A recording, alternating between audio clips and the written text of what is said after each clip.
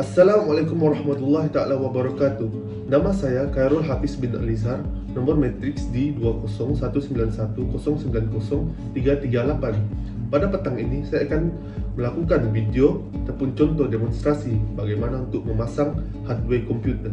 Sebelum memasang hardware, kita haruslah memastikan keselamatan kita semasa berada dalam makmal ketika pemasangan hardware. Yang pertama adalah keadaan meja.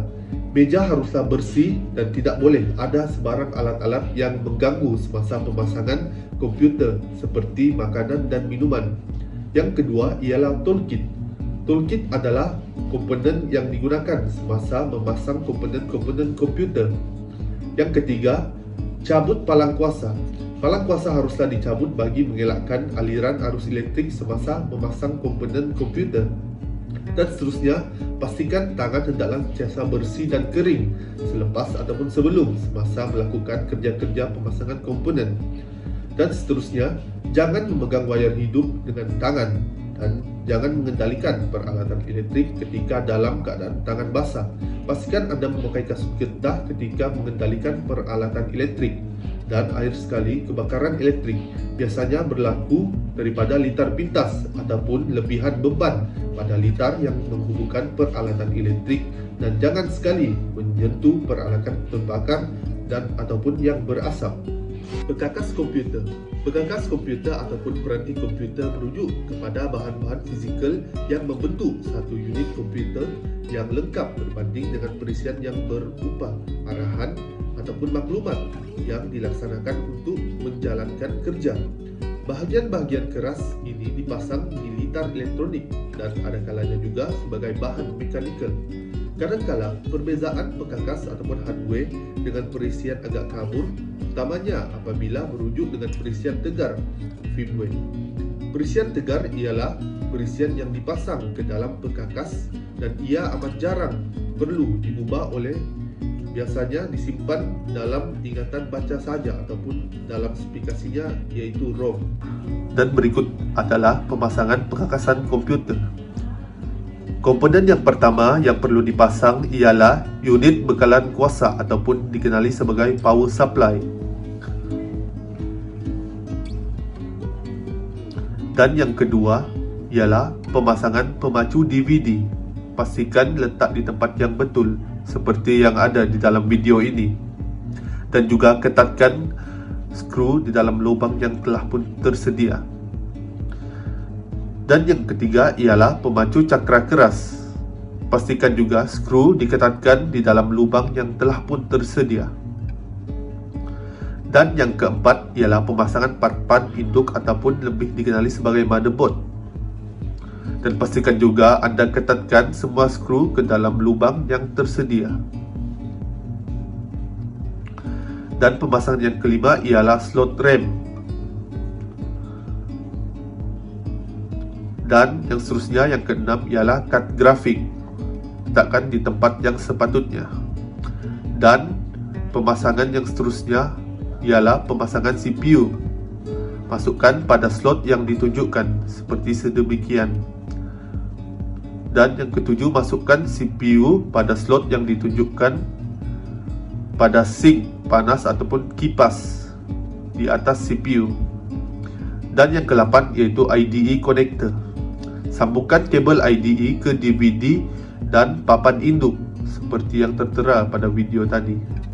Dan seterusnya, pemasangan SATA connector. Sambungkan kabel SATA ke HDD dan papan induk seperti yang Anda lihat dalam video ini.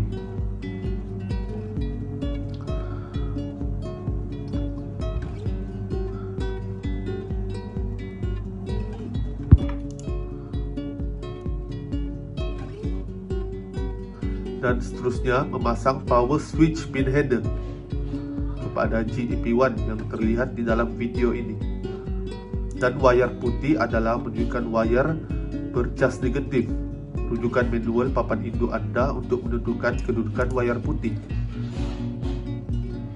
Dan seterusnya, memasang HDD liter pin header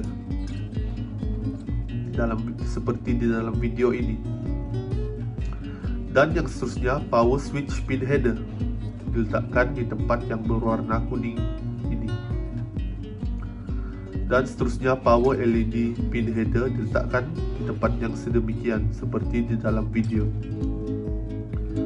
Dan juga speaker pin header diletakkan di tempat yang GAP2.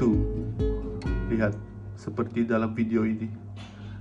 Dan letakkan USB pin header di tempat JUSB 1 seperti di dalam video.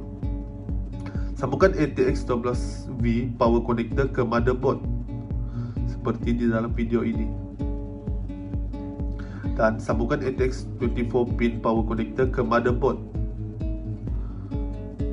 Ambil ini dan sambungkan ke motherboard. Dan sambungkan 4 pin Molex power connector juga kepada motherboard. Dan sambungkan SATA power connector ke motherboard juga seperti yang tertera. Dan sambungkan power fan connector ke motherboard. Ini adalah cara pemasangan hardware ataupun perkakasan komputer dengan betul. Terusnya, pengenalan bagi Windows 10. Windows 10 adalah versi terbaik dari sistem operasi Microsoft Windows saat ini yang dirilis pada tanggal 29 Julai 2015. Sistem ini dibangunkan di atas kartel Windows dan Windows 10. Windows 10 memiliki banyak fitur baru, di antaranya kembalinya start menu yang dijatuhkan pada Windows 10. Start menu baru ini lebih ditingkatkan dengan ketampilan yang cantik dan menyediakan akses cepat ke pengatur folder dan program-program. Okey, untuk langkah yang pertama dalam menginstal sistem operasi Windows 10 ialah memilih language kehendak anda seperti bahasa Inggeris ataupun di bawahnya anda boleh meletak juga bahasa Malaysia. Dan sesudah memilih, tekan next dan pilih install now dan tunggu sebentar. Dan setelah keluar notifikasi which type of installation do you want, anda boleh memilih upgrade ataupun custom, tetapi saya lebih memilih pada custom kerana ianya untuk menginstall Windows sahaja. Dan seterusnya, Windows Setup akan memaparkan total size untuk ROM anda ataupun space yang terlihat seperti ini. 20 GB adalah space yang masih free ataupun yang boleh diisi. Seterusnya, pada size anda boleh meletakkan 16,700 MB dan kemudian apply dan tekan OK. Dan akan terbahagi 3 partition 3, iaitu sistem dan partition dan unallocated space. Dan apply. Lalu kita melihat di sini dan pilih sistem dan seterusnya tekan next dan menunggu sistem partition installation sehingga 100. Dan setelah installation Windows selesai semua, dan akan automatic Windows need restart to continue dan tunggu sehingga Windows restart sendiri. Dan setelah itu muncul please any key to boot from CD or DVD dan biarkan saja sehingga ianya terrestart sendiri.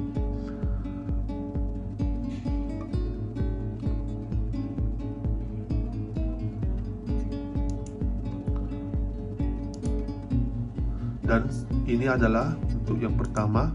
Anda boleh meletakkan mana-mana negara sebagai bahasa seperti Malaysia, dan anda juga boleh meletakkan dual language iaitu English, dan skip dan tunggu sebentar dan set untuk personal use seperti yang saya tunjukkan ini dan tekan next. Tunggu sebentar dan anda boleh meletakkan email, nombor telefon ataupun Skype. Jika saya akan meletakkan email untuk senang berkomunikasi dengan seperti melalui Google Email dan sebagainya. Dan anda juga boleh meletakkan password untuk keselamatan anda. Dan terus menekan yes dan accept ke semua benda untuk privacy dan tunggu sebentar dan keluarlah notification high dan tunggu berapa minit dan hampir selesai dan telah pun siap menginstall Windows 10 pada laptop Anda. Demikianlah cara pemasangan hardware ataupun perkakas komputer dan juga cara menginstall Windows 10. Sekian dan terima kasih.